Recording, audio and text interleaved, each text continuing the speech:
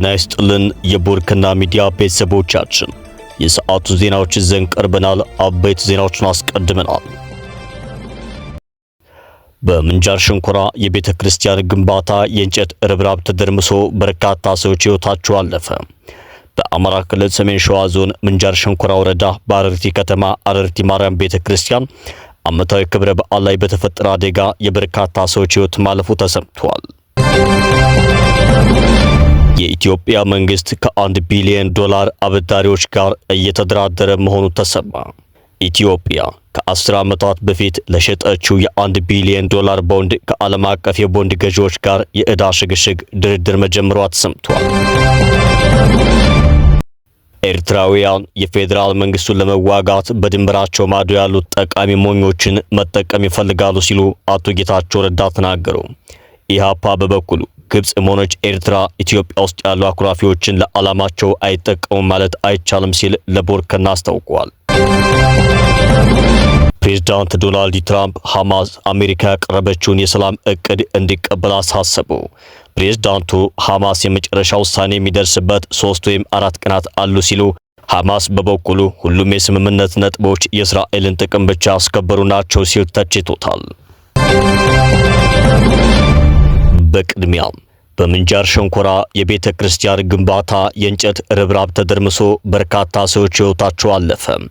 በአማራ ክልል ሰሜን ሸዋ ዞን ምንጃር ሸንኮራ ወረዳ በአረርቲ ከተማ አረርቲ ማርያም ቤተ ክርስቲያን ዓመታዊ ክብረ በዓል ላይ በተፈጠረ አደጋ የበርካታ ሰዎች ሕይወት ማለፉ ተሰምቷል።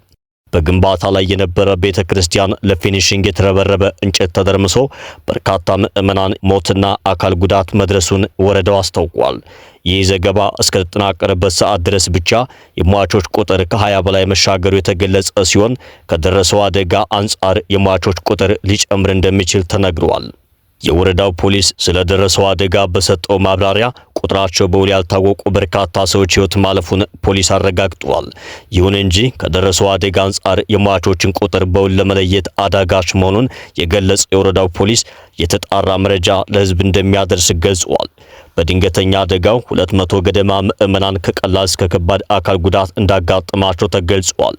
የተጎዱ ምዕመናን በአረርቲ ሆስፒታል ሕክምና እየተደረገላቸው መሆኑ የተገለጸ ሲሆን ከባድ ጉዳት ያጋጠማቸውን ሕይወት ለማትረፍ ርብርብ እየተደረገ ነው ተብሏል። ሆስፒታሉ ተጎጂዎችን ሙሉ በሙሉ በፍጥነት ለማስተናገድ መቸገሩን ተከትሎ የአጎራባች አካባቢዎች ትብብር እያደረጉ ነው ተብሏል። ከፍተኛ ጉዳት የደረሰባቸውን 5 ሰዎች ለተሻለ ሕክምና አገልግሎት ወደ አዲስ አበባ ተልከዋል ተብሏል። በአረርቲ ከተማ አስተዳደር አረርቲ ማርያም ቤተክርስቲያን ዓመታዊ ክብረ በዓልን አስመልክቶ በግንባታ ላይ የሚገኝ ቤተክርስቲያን ሲጎበኝ ነው አደጋው የደረሰው። በመቶዎች የሚቆጠሩ ምዕመናን ከክብረ በዓል ጎን ለጎን የቤተክርስቲያኗን ግንባታ እየጎበኙ ባሉበት አጋጣሚ የእንጨት ርብራቡ መደርመሱ ተገልጿል። በአደጋው ጉዳት የደረሰባቸው ምዕመናን ከተደረመሰው የእንጨት ርብራብ ውስጥ ለማውጣት አስቸጋሪ መሆኑን ተከትሎ የሰዓታት ጊዜ ወስዷል ተብሏል። በርካታ ሰዎች የተደረመሰው እንጨት ተጭኗቸው መቆየታቸው ለሞት እንደዳረጋቸው በስፍራው የነበሩ የዓይን እማኞች ገልጸዋል። የኢትዮጵያ መንግስት ከ1 ቢሊዮን ዶላር አበዳሪዎች ጋር እየተደራደረ ነው። ኢትዮጵያ ከ10 ዓመታት በፊት ለሸጠችው የ1 ቢሊዮን ዶላር ቦንድ ከዓለም አቀፍ የቦንድ ገዢዎች ጋር የዕዳ ሽግሽግ ድርድር መጀመሯ ተሰምቷል። መንግስትና አበዳሪዎቹ የዕዳ ሽግሽጉን እንዴት ማድረግ እንዳለባቸው መደበኛ ድርድር መጀመሯን ሮይተርስ ዘግቧል። የዜና ምንጩ ከዓለም አቀፍ ባለሀብቶች ጋር በዕዳ ሽግሽግ ዙሪያ በፓሪስ ፈረንሳይ ድርድር መጀመሩን ዘግቧል። አንድ የኢትዮጵያ ገንዘብ ሚኒስቴር ባለስልጣን ዝርዝር መረጃ ሳይጠቅሱ የመንግስት ልዑክ ወደ ፓሪስ ማቅናቱን አረጋግጠዋል። ከቦንድ አበዳሪዎች ጋር የተያዙ አንዳንድ ስብሰባዎች ነበሩ ሲሉ ባለስልጣኑ የስብሰባዎቹ ውጤት መጨረሻ ላይ የሚገለጽ እንደሆነ በመጠቆም ስምምነት ላይ ግን እንዳልተደረሰ ገልጸዋል። ከመንግስት ተደራዳሪዎች መካከል አንዱ የሆኑት አዲሱ የብሔራዊ ባንክ ገዢ ኢዮብ ተካልኝ አስተያየት እንዲሰጡ ተጠይቀው ምላሽ አልሰጡም ተብሏል። ለመሰረተ ልማት ግንባታዎች እንደሚውል የተነገረለት የቦንድ ሽያጭ በ10 ዓመታት ተመልሶ የሚከፈልና የ6.625 በመቶ ወለድ ያለው መሆኑ በወቅቱ ተነግሮ ነበር። ኢትዮጵያ ያወጣችውን ቦንድ 50 በመቶ የአሜሪካ ባለሀብቶች፣ 35 በመቶ የእንግሊዝ ባለሀብቶች፣ 14 በመቶ የአውሮፓ ሀገራት ባለሀብቶችና ሌሎች ገዝተውታል ተብሏል። በውሉ መሰረት ኢትዮጵያ በ2016 ዓ.ም የቦንድ ብድሩን ክፍያ መክፈል ያልቻለች ሲሆን በቡድን 20 የጋራ ማዕቀፍ በኩል የዕዳ ሽግሽግ እንዲደረግ መርጣለች። በዚህ አካሄድ የሁለትዮሽ ብድር፣ ዩሮ ቦንድና ሌሎች የንግድ ብድሮች አንድ አይነት አመላለስ አላቸው። የኢትዮጵያ መንግስት ከቦንድ ገዢዎች ጋር የዕዳ ሽግግር ማድረጊያ መንገዶችን ለመለየት ለወራት ንግግር ሲያደርግ ቆይቷል። በቦንድ ገዢዎችና በተበዳሪ መንግስታት መካከል አሳሪ ያልሆነ ጊዜያዊ ስምምነት መፈረም መደበኛ ድርድር ለመጀመር እንደሚያስችል ተጠቁሟል።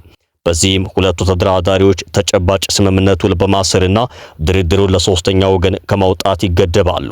ባለፈው ዓመት ሐምሌ ወር ላይ መንግስት የዕዳ ሽግግር ስምምነቱን መደበኛ ማድረጉን ያስታወቀ ሲሆን ገንዘብ ሚኒስቴር 3.5 ቢሊዮን ዶላር ገንዘብ እንደሚከፍል አስታውቋል። ከዚህ ቀደም ከቦንድ ገዢዎች ጋር የተደረጉ ድርድሮች በተለይም በመንግስት የመክፈል አቅም ዙሪያ አለመግባባቶች የነበሩ ሲሆን የኢትዮጵያ መንግስት አበዳሪዎች ማስተካከያ እንዲያደርጉ ሲወተውት ቆይተዋል። ኤርትራውያን የፌዴራል መንግስቱን ለመዋጋት በድንበራቸው ማዶ ያሉ ጠቃሚ ሞኞችን መጠቀም ይፈልጋሉ ሲሉ አቶ ጌታቸው ረዳ ተናገሩ። ኢህአፓ በበኩሉ ግብጽም ሆነች ኤርትራ ኢትዮጵያ ውስጥ ያሉ አኩራፊዎችን ለዓላማቸው አይጠቀሙም ማለት አይቻልም ሲል ለቦርከና አስታውቋል። የቀድሞ የትግራይ ክልል ጊዜያዊ አስተዳደር ፕሬዝዳንትና ያሁኑ የጠቅላይ ሚኒስትር አብይ አህመድ የምስራቅ አፍሪካ ጉዳዮች አማካሪ ሚኒስትር አቶ ጌታቸው ረዳ ኤርትራውያን የፌዴራል መንግስት ለመዋጋት በድንበራቸው ማዶ ያሉ ጠቃሚ ሞኞችን መጠቀም ይፈልጋሉ ሲሉ ተደምጠዋል። ኤርትራውያን በጣም ብልሆች ናቸው ያሉት ጌታቸው ረዳ የፌዴራል መንግስትን በቀጥታ የመዋጋት የሰው ኃይል ብልጫ እንደሌላቸው ያውቃሉ ሲሉ ኤርትራን ብልህ ያሉበትን ምክንያት አስረድተዋል። ስለዚህ ሀገሪቱን ለማናጋት በድንበራቸው ማዶ ያሉ ጠቃሚ ሞኞችን መጠቀም ይፈልጋሉ ሲሉ ያከሉ ሲሆን አቶ ጌታቸው ይህን ያሉት ከግሎባል ፓወር ሺፍት ጋር በነበራቸው ቃለ ምልልስ ነው። ሻቢያ ከኢትዮጵያ ጋር ጦርነት ቢገጥም ጦርነቱ ከኤርትራ ራቅ አድርጎ በደቡባዊ ትግራይ ክፍል ቢሆንለት ደግሞ አማራ ክልል ላይ ለማድረግ ነው ሲሉም ተናግረዋል። የጠቅላይ ሚኒስትሩ አማካሪ ህወሓትም ከፌዴራል መንግስት ይመጣል ብለው ከሚያስቡት እውነተኛ ወይም ምናባዊ ስጋት ራሳቸውን ለማዳን ከኤርትራውያን ጋር ህብረት መፍጠር ይቻል እንደሆነ እንደሚሞክሩም ጭምር ጠቁመዋል። ህወሓትና ኤርትራ ያላቸውን ግንኙነት በተመለከተ የተጠየቁት አቶ ጌታቸው ረዳ አሁን ያለው የህወሓት አመራር ለማድረግ እየሞከረ ያለው ከፌዴራል መንግስት ይመጣል ብለው ከሚያስቡት እውነተኛ ወይም ምናባዊ ስጋት ራሳቸውን ለማዳን ከኤርትራውያን ጋር ህብረት መፍጠር ይቻል እንደሆነ ማሳየት ነው ሲሉ ከሰዋቸዋል። በሰሜኑ ጦርነት ወቅት የህወሓት አንድ አካል ሆነው ጠቅላይ ሚኒስትሩን በማብጠልጠል የሚታወሱት የአሁኑ የጠቅላይ ሚኒስትሩ አማካሪ ጌታቸው ረዳ ከፌዴራል መንግስቱ ስጋት ስላለው ከኤርትራ ጋር ህብረት ይፈጥራል ያሉት ህወሓትን ይህንን እንዲያደርግ አልፈልግም ሲሉ ነው በሰሞንኛው ቃለ መጠይቃቸው የተናገሩት። የህወሓትንና የኤርትራን ህብረት እዋጋለሁ የሚሉት የጠቅላዩ አማካሪ ለዚህ ነው የቀድሞ የትግል ጓዶችን እስከ መጨረሻው ጥግ ድረስ የመታገላቸው በማለት አክለዋል። ምክንያቱም እነሱ ለማድረግ እየሞከሩ ያሉት የፌዴራል መንግስት በትግራይ ውስጥ ሊኖረው የሚችለውን ማንኛውንም ጦርነት ወይም ግጭት ወደ ትግራይ መጋበዝ ነው ሲሉም ከሰዋል። ይህ ደግሞ የሚሆነው በትግራይ ህዝብ መስዋዕትነት ነው፣ በእህትና በወንድሞቼ በወላጆቼ መስዋዕትነት ነው በማለትም ጦርነትን ወይም ግጭትን ከወዲሁ አውግዘዋል። የጊዜው አስተዳደር ፕሬዝዳንት በነበርኩበት ወቅት ከኤርትራውያን ጋር ግንኙነት ጀምሬ ነበር። ተስፋዬም ሌላ ዙር ጦርነት በትግራይ እንዳይከሰት መከላከል ነበር በማለትም አስታውሰዋል። ምክንያቱም ለትግራይ ህዝብ የማይሽር ጠባሳ እንደሚተው ነበር የማየው ሲሉም ምክንያታቸውን ገልጸዋል። ማንም ወደደው ወይም ጠላው ጠቅላይ ሚኒስትር አብይ አህመድ ወደዱትም ጠሉትም ከ135 ሚሊዮን በላይ የሆነው የኢትዮጵያ ህዝብ የባህር በር ተዘግቶበት መውጫ መግቢያ እየለመነ አይኖርም፣ መኖርም የለበትም ሲሉ ስለ ቀይ ባህር ያላቸውን አቋም አስታውቀዋል። አቶ ጌታቸው ኤርትራ ልትጠቀምባቸው ትፈልጋለች በሚል ጠቃሚ ሞኞች ሲሉ የጠሯቸውን አካላት በግልጽ ባያስቀምጡም ይህ ንግግር ለህወሓት አመራሮችና ለፋኖ ታጣቂዎች እየተነገረ ነው በሚል በርካቶች አስተያየት እየሰጡበት ይገኛል። አንዳንዶች አቶ ጌታቸው ጠቃሚ ሞኞች ያሏቸውን ፋኖን ጭምር ነው የሚል ፖለቲካዊ አስተያየት እየሰጡ የተስተዋሉት በተለይ ፋኖ ሰሞኑን በሰሜን ወሎ በኩል ከመንግስት ኃይሎች ጋር ባደረገው የተኩስ ልውውጥ የህወሓትና የሻቢያ ታጣቂዎች ከፋኖ ወግነው ሲዋጉ ተማርከዋል ተብሎ በመንግስት ደጋፊዎች በኩል መነገሩን በማስታወስ ጭምር ነው። ፋኖ በበኩሉ በሰሞንኛው ውጊያ የሻዕቢያና ህወሓት ታጣቂዎች ከፋኖ ጋር ተሰልፈው መንግስትን ተዋግተዋል መባሉን በተመለከተ በሰጠው አጸፋ ይህ በውጊያው ድል እንደቀናኝ አለማመን እንጂ አብሮኝ የተሰለፈ የለም ብለዋል። ስለ ሰሞንኛው የጌታቸው ረዳ ንግግር ቦርከና አስተያየት የጠየቃቸው የኢትዮጵያ ህዝባዊ አብዮታዊ ፓርቲ ፕሬዝዳንት መጋቢ ብሉይ አብርሃም ሃይማኖት በበኩላቸው ግብጽም ሆነች ኤርትራ ኢትዮጵያ ውስጥ ያሉ አኩራፊዎችን ለዓላማቸው አይጠቀሙም ብሎ ማሰብ አይቻልም ባይ ናቸው። ከኢትዮጵያ በተቃራኒ የቆሙ ሀገራት ምናልባት ኢትዮጵያ ውስጥ ያሉ አኩራፊዎችን ለዓላማቸው ሊጠቀሙ ከቻሉም ገዢው ብልጽግና መንግስት ኢትዮጵያ ውስጥ ያሉ አለመግባባቶችን በወቅቱ ያለመፍታት ችግር ነው ሲሉም ተችተዋል። ኢትዮጵያና ኤርትራ የቀይ ባህርን ጉዳይ በተመለከተ እያደረጉት ባሉት ኃይል አዘልና የተካረረ የቃላት ቅብብሎች በሁለቱ ሀገራት መካከል ጦርነት እንዳይነሳ የተሰጋ ሲሆን አቶ ጌታቸው ረዳ ጦርነትም ሆነ ግጭት እንዳይከሰት ስጋት እንዳላቸው መስጋታቸውን ከሰሞንኛው ንግግራቸው መረዳት ተችሏል። የኢህአፓ ፕሬዝዳንት መጋቢ ብሉይ አብርሃም ሃይማኖት ደግሞ መንግስት ለፕሮፓጋንዳ የቀይ ባህርን ጉዳይ ስለሚጠቀምበት እንጂ ከልቡ አይፈልገውም። ስለዚህ ፓርቲያችን በሁለቱ ሀገራት መካከል ጦርነት ይነሳል ብሎ አያምንም ሲሉ ለቦርከና አስተያየታቸውን ሰጥተዋል። ኢትዮጵያ የባህር በር ፍላጎት እንዳላት ከገለጸችበት ጊዜ ጀምሮ ኢትዮጵያና ኤርትራ ውዝግብና መሻከር ውስጥ ገብተዋል። ከውጭ በተገኘ መረጃ ፕሬዝዳንት ዶናልድ ትራምፕ ሐማስ አሜሪካ ያቀረበችውን የሰላም እቅድ እንዲቀበል አሳሰበው። ሐማስ በበኩሉ ትራምፕ ያቀረቡት እቅድ ሙሉ በሙሉ የእስራኤልን ጥቅም የሚያስከብር ነው ሲል ተችቶታል። ሐማስ የመጨረሻ ውሳኔ ላይ የሚደርስበት 3 ወይም 4 ቀናት አሉ ሲሉ ተናግረዋል። ፕሬዝዳንት ዶናልድ ትራምፕ እስራኤልና የአረብ ሀገራት መሪዎች የጋዛ ፒስ ኢኒሺዬቲቭን እውቅና ሰጥተውታል ሲሉ ተደምጠዋል። ትራምፕ የሰላም እቅዱን ውድቅ ካደረገ መጨረሻው አያምርም ሲሉ ነው ሐማስን ያስጠነቀቁት። ዶናልድ ትራምፕ ያቀረቡት የሰላም እቅድ 20 ነጥቦችን ያካተተ እንደሆነ ተገልጿል። እቅዱ እስራኤል የተኩስ አቁም እንዲታወጅ፣ በኃይል የተቆጣጠረቻቸውን ቦታዎች ለቃ እንድትወጣና ከ1900 በላይ እስረኞችን እንድትለቅ ያስገድዳል። በተመሳሳይ መልኩ ሐማስ እስራኤላውያን ታጋቾችን እንዲለቅና ትጥቅ እንዲፈታ ግዴታ ተጥሎበታል። የተኩስ አቁሙንም እንዲቀበል ያስገድደዋል።